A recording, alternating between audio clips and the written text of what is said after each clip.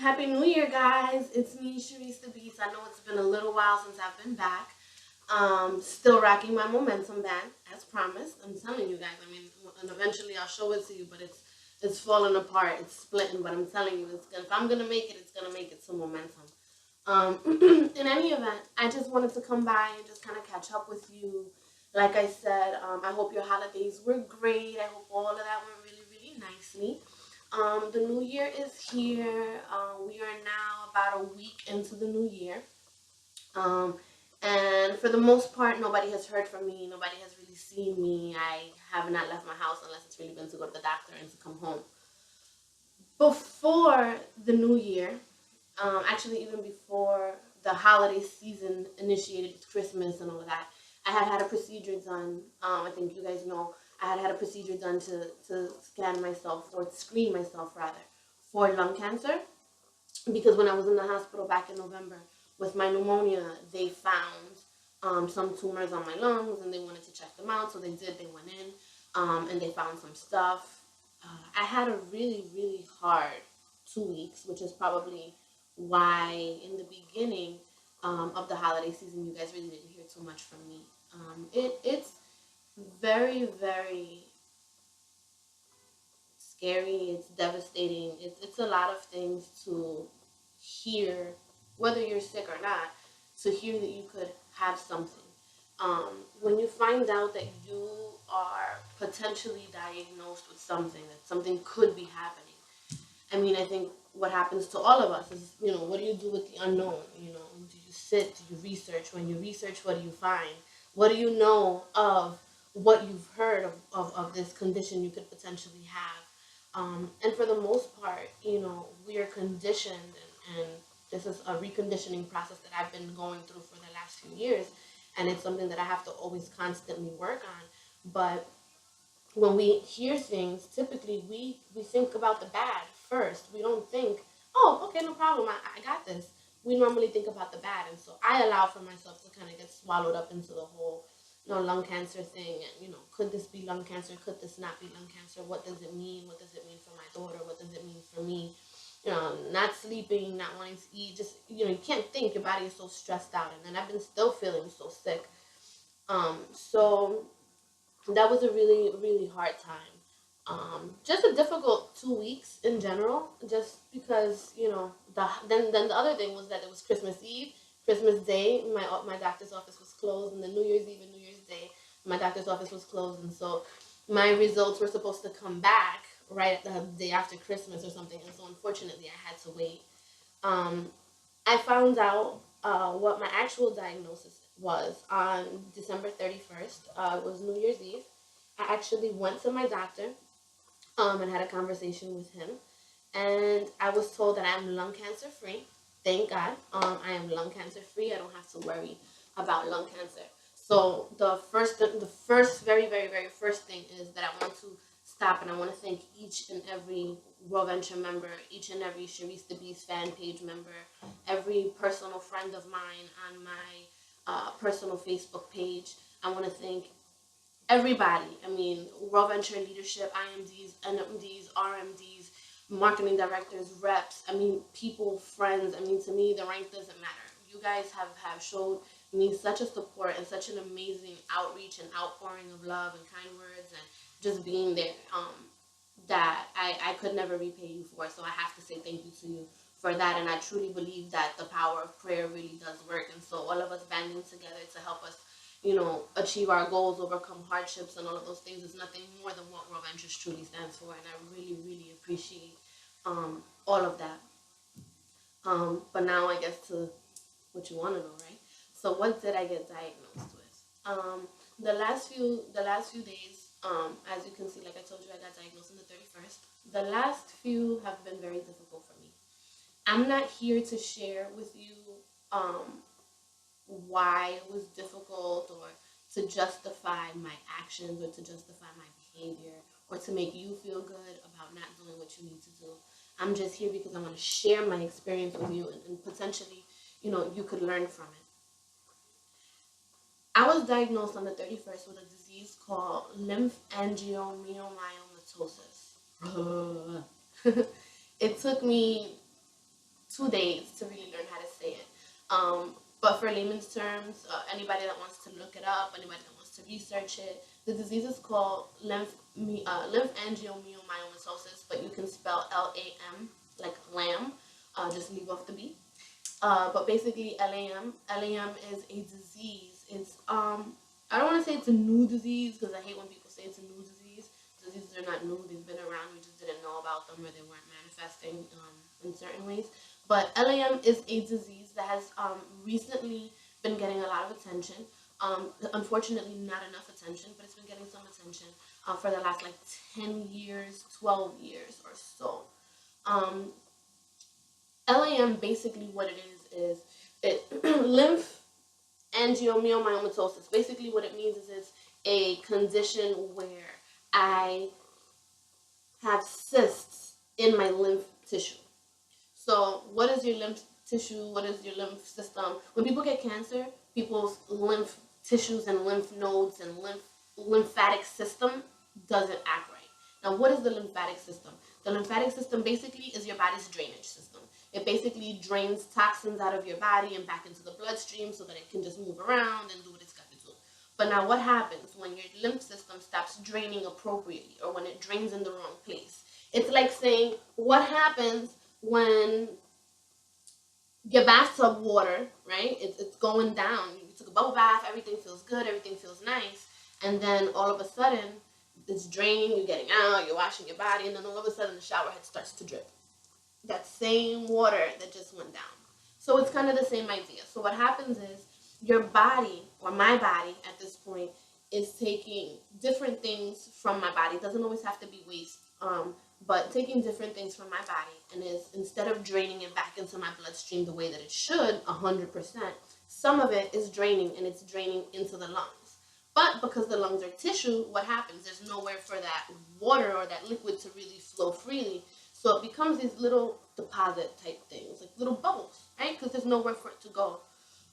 But if you look at your lung and you figure your lung is like a balloon, what happens when those little bubbles pop? You end up with holes.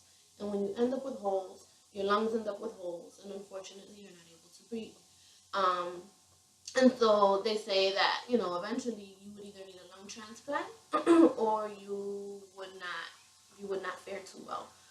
The disease is a fatal disease. It's something that you will end up losing your life to. It doesn't mean that you can't survive. They say that you can survive anywhere from 2 to 10 years with, lung function. Anything after that would be severely decreased lung function. There is some medication out there. There is a hormone treatment that I'm going to be going on. I don't know what it's called yet, but I'm still on a bunch of steroids for other stuff, for my lungs and just for the pain and the inflammation. But I'm going to be going on this hormone thing. However, there is no proof that it works. There's no cure for this disease. There is no known reason why it happens. All we know is that it happens to women in their childbearing ages, and it happens usually after the birth of a child. So if you guys have asthma, like this is like my PSA for you, and I know that it could be really like hypochondriac-ish kind of, but I have to. I've had asthma my whole life. I don't know how long I've had LAM, but I've had asthma my whole life. I was born with it. It went away while I was a child. When I became about 13 or 14, I was not smoking or anything. It just started kicking back up just kind of on its own. Throughout the years, I've always said every time I go to the ER, they look at my chest x-ray. My chest x-rays always look good. They always say, good, great, boom, go home. LAM doesn't show up on the chest x-ray. So a lot of times, LAM is misdiagnosed as bronchitis or as asthma because the main symptoms for this are chest pain, shortness of breath, not being able to breathe, passing out, and just really bad chest pain because those bubbles pop in there and then, it hurts.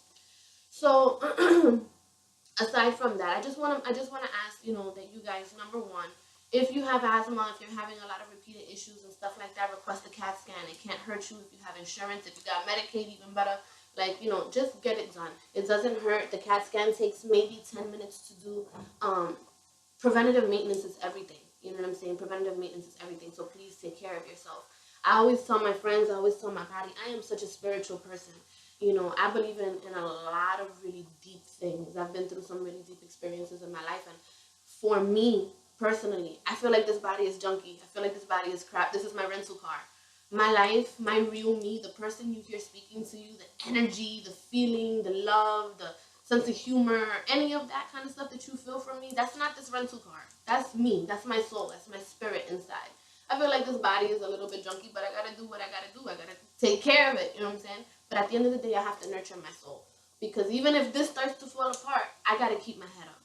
And that's why I'm here. And that's why I'm doing this video for you guys. Because one, it helps me and it makes me feel good to know that I'm giving you information that you may not have had. LAM is something that people do not know about. People don't know about LAM. So if you are a woman, if you are somebody who's interested in research and medicine, if you're somebody who's interested in just making a change, a lot of us raw venture people are into making a change and trying to like start some stuff up. I want you guys to please go to the lamfoundation.org. If you can, just read up on what LAM is and its effects on people. I'll put some information up here on what LAM is. I want to be doing some awareness rallies. I want to start maybe raising some money towards research. There really isn't any research. There's really nothing going on. But like I said, I just kind of wanted you guys to know what was going on. I share a lot of what's going on with you because you guys have been really, really supportive and have been really been there. Again, now I'm not gonna take a whole lot of time doing this video, even though this is my first video back. I want to tell you this. This past week, or since New Year's Eve, it's been really difficult. I haven't slept. I haven't allowed myself to really accept my diagnosis yet. Um, with cancers and things like that, it's scary because it's kind of like, oh God, you don't know what could happen. You don't know if it could spread. You don't know if it could go away. You don't know if, you could take chemo, you could take radiation, it could shrink. With cancer, it could spread, it could take over your whole body, right? So it's scary. But then with this, there is no cure and there is no medicine. And they say for sure you'll suffocate, right? They say for sure you'll suffocate to death basically eventually. And even if you get a lung transplant, it's not the lung that's bad, it's your lymph drainage system. So your lymph drainage system will drain into the new transplanted lung as well.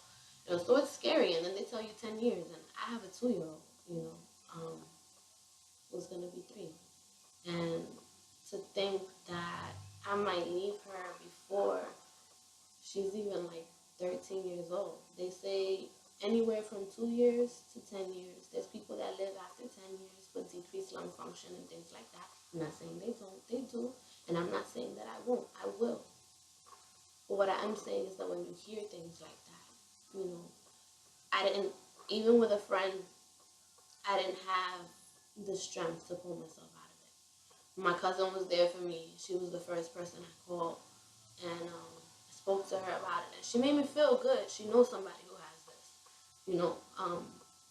But it's scary, guys. It's real scary. And there is no determination as to whether it speeds up, it doesn't, why does it speed up on you and it doesn't on me, how fast it can happen. There's no cue. There's no clue. And I don't know, like I told you, I don't know how long I've had it. So I just know that I'm sick now, And so for me, I spend a lot of time just like in my house. I spend a lot of time with my daughter watching Disney movies, just playing games with her, making a freaking disaster in my house, playing games with toys and Legos and, any doll that has pieces that are this big and came with 700 of them. I mean, that's what I've been doing because that's really all I want to do. But at the same time, I also realized that right now I'm having a moment and I need to figure out how I'm going to accept this, how I'm going to move forward so that I can continue to do what I need to do because I have to survive. This apartment you always see me in has to get its rent paid. My telephone is disconnected. My cable is getting ready to go off. I'm going to have to pay my rent, by the end of the month at some point. So I've got a lot of things that I need to be doing, and I was spending time with a teammate who actually took me to get my results and has been, at the doctor with me and things. And I think unfortunately my depression and my sadness brought that person down. And I kind of we sat here the other day and I said, listen, I don't want to be tough on you, but I need to tell you this. I appreciate your help. I appreciate your support. I appreciate you being there for me, but you're not helping me right now. I can't if you're going to be here a few times a week, or if you're going to be with me, you want to rock with me, whatever, then that's cool. But I need you to be more motivated. You can't be here and be as comfortable as I am. You can't be here sitting and sleeping on my couch and I'm watching TV. It's not possible. You have a day job, whether you go to work and you do your job at work, you're still getting paid. I'm not getting paid. I have to make sure that when my house is clean, that 2, my medication is taken, 3, that I'm doing my exercise in the morning, 4, that I'm doing my personal development in the morning, 5, that I'm reaching out to organizations and doing things during the day, 6, that by the afternoon I'm doing my follow-ups. I need to be eating. I need to be looking up juicing recipes. I need to be organizing travel parties. I need to be reaching out to my downline. I need to be going back out and starting to do trainings again for my downline. I need to start going out and doing things for myself. I need to start even circulating my resume if I need to get a day job. You know, there's different things that I need to do. I'm not doing them, not because I don't want to, but just because I was depressed and my mind wasn't right and I kept talking about it, but I couldn't get my ass off the couch. I'm sorry to say it that way. I just couldn't. I could not get up. And so now, you know, I'm alone. It's one of the first days that I'm alone. My daughter isn't here. My daughter left last night. I had nobody here yesterday. No teammates, no team members, nobody, no friends, nothing. China came to get the baby and they left at about 6 o'clock. And I've been here since. And I've spent a lot of time just kind of thinking and thinking and thinking. And I spent some real deep alone time last night. And today I am here, and you know, I also spoke to Dulce, who's somebody on my team. Big shout out to her. Talked to her, you know, about really checking in with an accountability buddy. At one point, I thought, well, maybe my accountability buddy should be somebody that I'm with all the time. But I'm starting to realize that my life and my circumstances may be affecting that person. And so Dulce, she's cool, and I'm not saying she don't care about me, but she's in Brooklyn, and she's not going to be with me every single day. But she's a good person that I can kind of check in with and kind of drop an email to maybe once or twice a week and just let her know what my goals are so she can kind of keep me on point. And I'm willing to do the same for her too. You know, sometimes you just need that kick in the butt. And for me, that's why this blog works really well, because it's also an accountability measure. You know, it's part of my personal reasons. I do this because I want to help you guys. I want to educate you. You know, I love to talk to people. It's what I've pursued my entire professional career, helping people, talking to people, guiding people. You know, I'm the first one to say that I'm not perfect. I'm the first one to say that I don't know everything. But I am the first one to say that I will guide you from my heart and with the purest of intention, and try to definitely share some of the experiences that have been hurtful to me or that have been powerful for me, so that maybe you can benefit from them. But also on the back end of it, it's just kind of like everybody watches my videos. I have 12,000 hits on my videos. Like on one video alone on this page has like 13,000 hits. If 13,000 people are watching, you don't have to like it. But if 13,000 people are watching, I have a responsibility to come back, because I'll be damned if you're going to sit there and say, oh, she started something that she didn't finish. I have a reason why I wasn't here. I'm not saying it's an excuse. I'm not saying it's a good reason. I'm just saying it's mine, and I'm saying I'm honest about it. So with that being said, you know, I will provide you guys with some information about LAM. I do want to thank you very much for your support. I do want to say that I am so excited to go to Momentum. Oh my God, I can't even begin to tell you. I have a minute left. I wasn't going to do a 20-minute video. I tried to stay at 15, but forget it. We got 20 minutes, and that's all I'm doing. But I'm so excited for Momentum. Are you guys excited for Momentum? I mean, I'm driving down. We've got this hotel room. I'm contemplating whether or not to take the baby. People want me to take the baby. I'm thinking maybe next year. It's not so much the event. It's the fact that we're driving and we're taking a 10-hour drive. So, you know, she's not 100% potty trained yet. So you're talking Pampers, crankiness. I want to get out. 10 hours, 11 hours in the car, right? So I'm not sure what's going to happen with that, if Kay's going to make it. She might make it to like regionals or something like that, or if there's anything closer. But for right now, it's looking like 80-20 no. I don't think Kay's going to be making it to Momentum, even though she really wants to go. But thank you guys for everything. Thank you for your support. Johnny Wimbrey, thank you always for everything. You know, Patrice McGowan, who made everything happen for me. She's like, I'm telling you, that's my Mama P. That's my world interest godmother, like Cinderella's fairy godmother. Jennifer Lovelace, who again has been an amazing support. Yvette Ulloa, who's been supporting me from the very jump through this journey with my health, and trying to help me get better. Her and Jennifer have been amazing. Patrice, like I said, who fought for me in the hospital. I mean, all you guys. World Ventures leadership is something that you guys cannot sleep on. They crazy. We are the crazy ones. They're crazier, but in a beautiful way. And I'm so blessed and so proud to have been a part of this family. It's the best thing that I've ever done, and I will never regret it. Anyway, guys, I'm here because, as always, I share my stuff with you, not because I want to, not because I'm looking for attention, but because I truly, truly, truly hope to inspire you one way or another. I love you guys, and I hope that you have a good day. Remember, your time is limited. Make something happen with it. I'm not going to waste mine.